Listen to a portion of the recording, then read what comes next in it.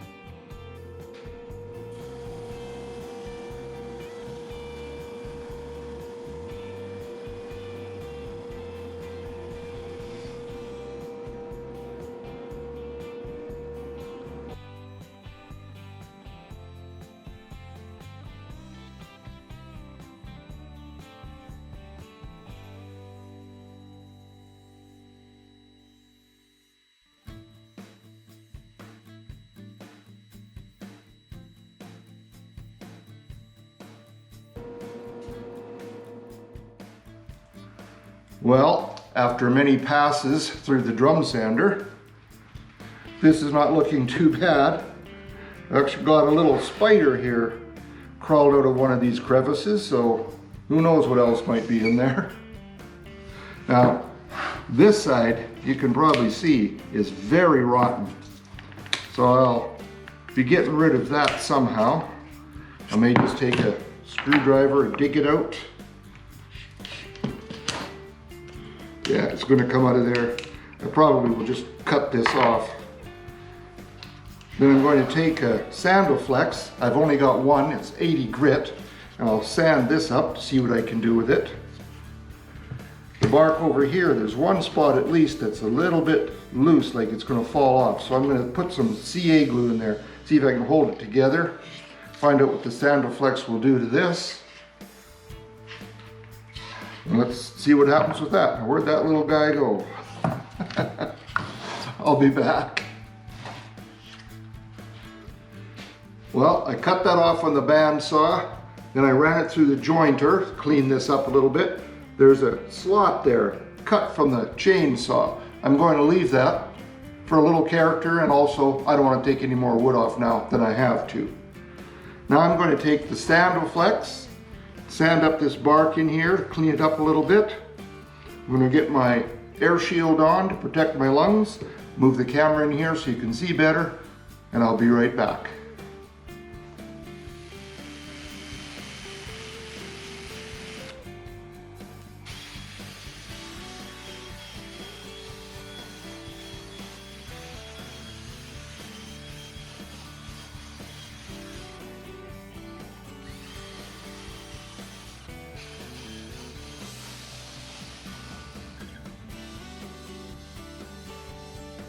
Well, that cleaned this up all right. Some of it looked almost burnt, so I'm not sure just if this is an improvement or not. But this bark that's along here is very rough, and I don't want to take the Sandiflex to it. All I've got is an 80 grit, and I think it might just tear it off or flatten it down and lose a lot of this character, which I do like a lot. So I'm going to put a little bit of CA glue in some of the places that are loose. I realize there's a good chance it's going to eventually come off, but I'd like to give it a chance. And I'll be back after I get some CA glue on here. All right, getting closer to the turning part. Now I want this to be the top. I quite like this area. I want to feature that, and I'm hoping it's not going to fly apart on me. So to make this the top, I need to put a recess in the bottom for my chuck, for when I want to turn the bowl. To turn the recess, I need to be able to hold it on the lathe on this side. And I have made a glue block that threads onto my spindle to do that. I used my center finder to find what is nominally the center of this. I have set my beam compass to 15 3/4 inch circle. Put this on the center mark. I'm going to be just 1/8 of an inch off of here. Now I will mark this. I'm going to cut this off at the bandsaw and then use my disc sander to clean up that edge. Now the only thing I don't like about this is that I'm going to lose some of this bark, and I really like this area in here. So I'm hoping not to lose too much of that. Then I will put this glue block on with hot glue, and I'll be back. All right, now I guess it's time to find out just how close to center I actually got this. Because if it's not virtually perfect, I'm going to be hitting one end or the other on the lathe. Now I did not put glue all the way around like I usually do. There's a fairly large crack here, and I want to keep it natural. I don't want to end up with glue in there that I can't get out. So let's take this over to the lathe and just see how close to centered I am.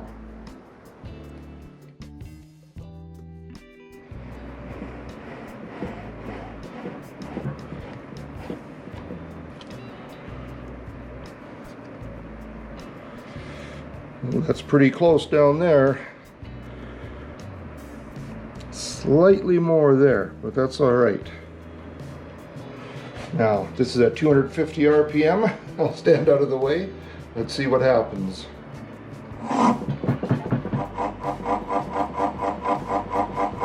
This is really out of balance, which will surprise no one.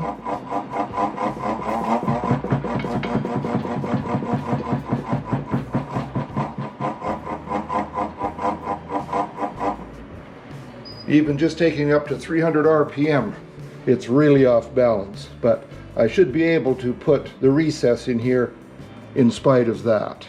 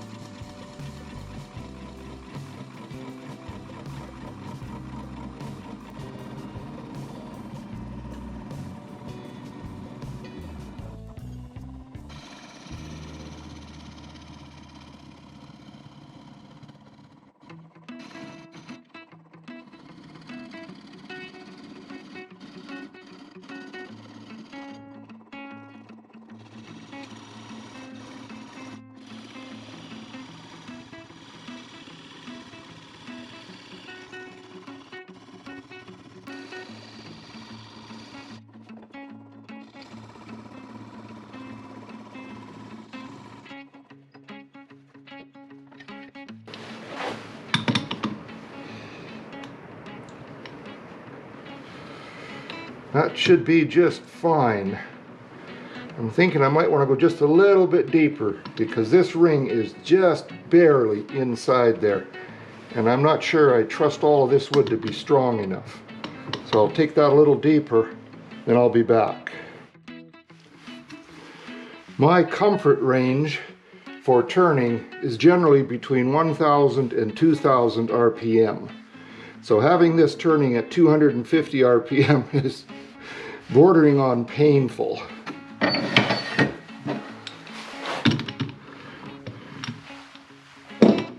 I'm also really questioning whether I should just leave this flat, because trying to turn this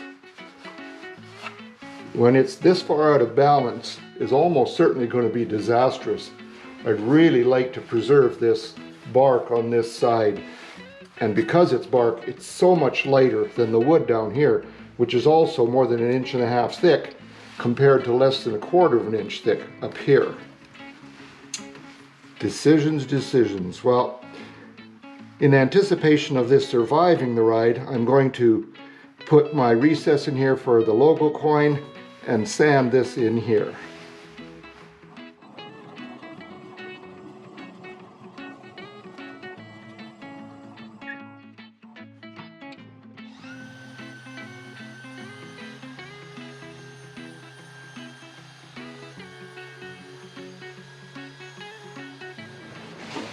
I have marked a circle here, almost certainly the minimum size bowl I will put in here.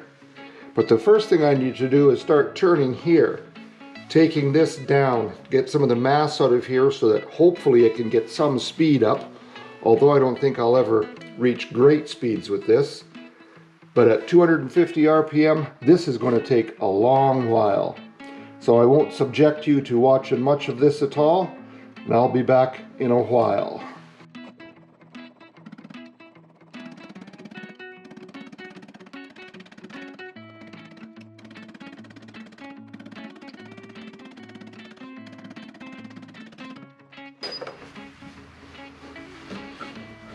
Oh yeah, I'll be a while.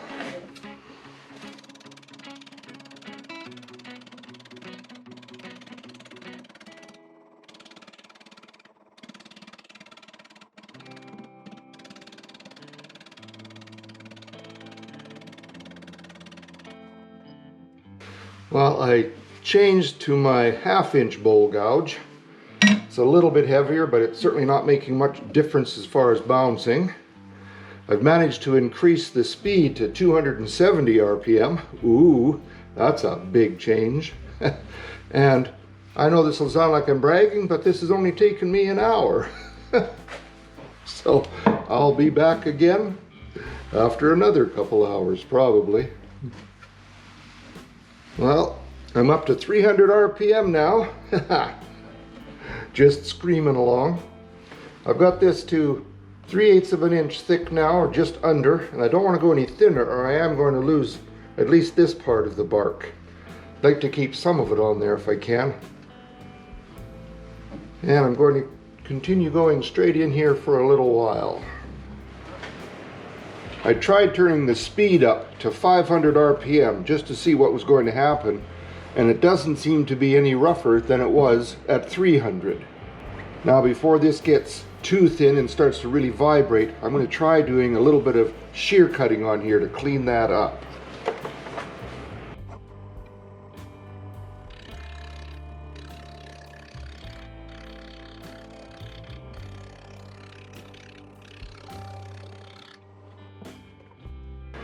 Well, to be honest, that's not doing much. I think it's going to be a job of sanding. Now, of course, trying to balance this out and coming this thin on this side, I am losing some of that bark that I liked so much. But we'll see how it looks when I get this finished. I've changed to a shorter tool rest so I can get it in closer here.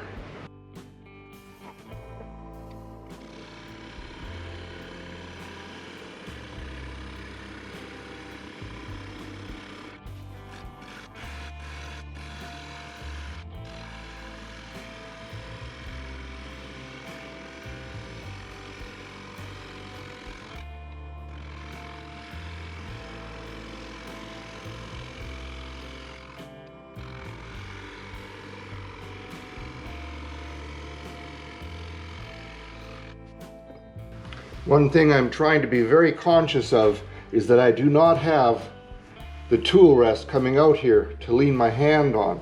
I don't dare get it past the end here, or I could have quite, let's just call it an adventure. Just going to see about raising the speed again.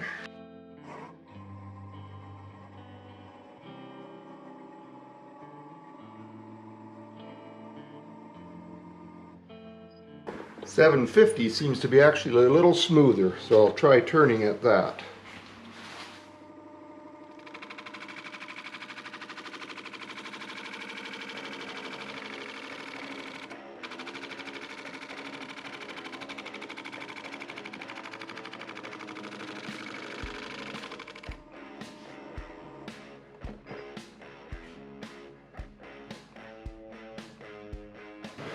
Well, it's not beautiful, but I think I'm going to try sanding this now.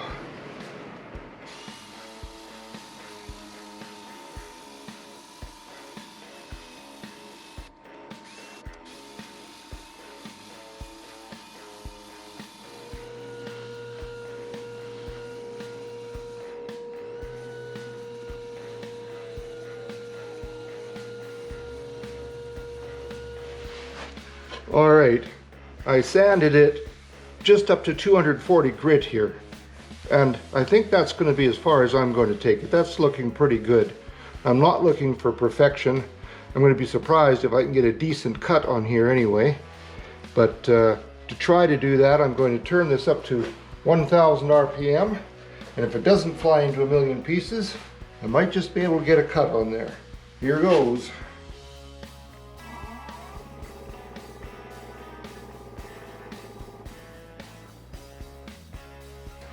It's a little bit of vibration, but it's not too bad.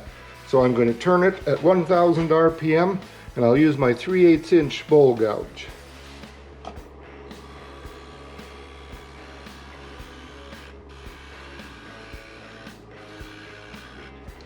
There's just too much vibration here. I'm going to have to try this with a negative rake scraper.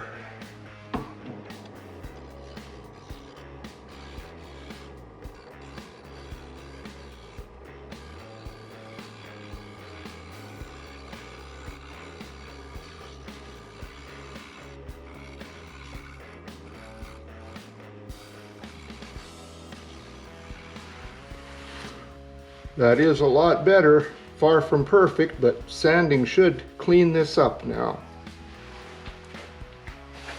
I'm going to just turn the bowl.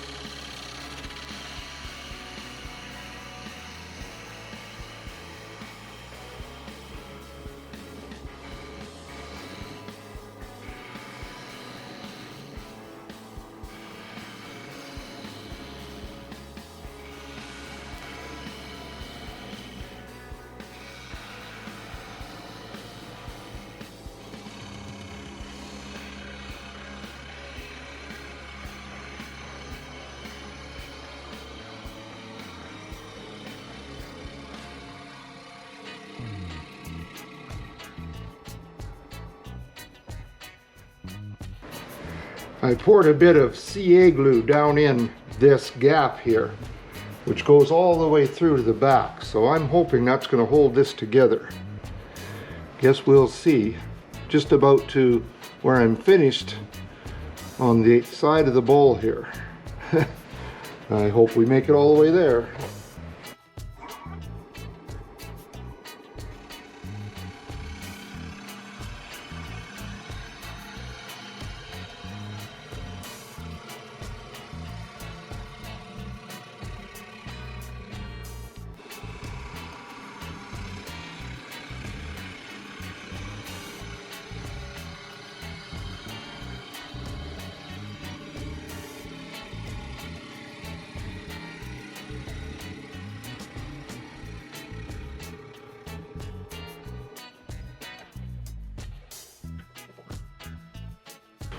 All right, that's about as deep as I want to go.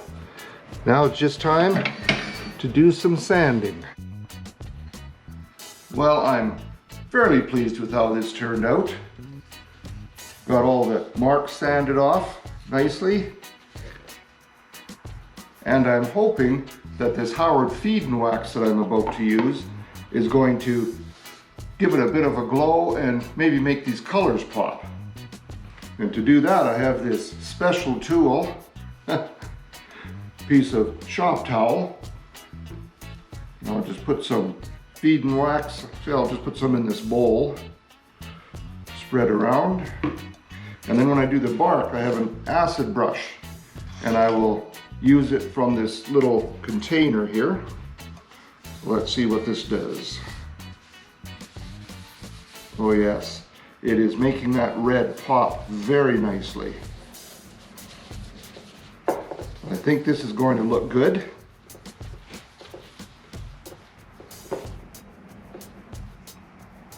Let's see what it'll do in the bark here. Get it in there.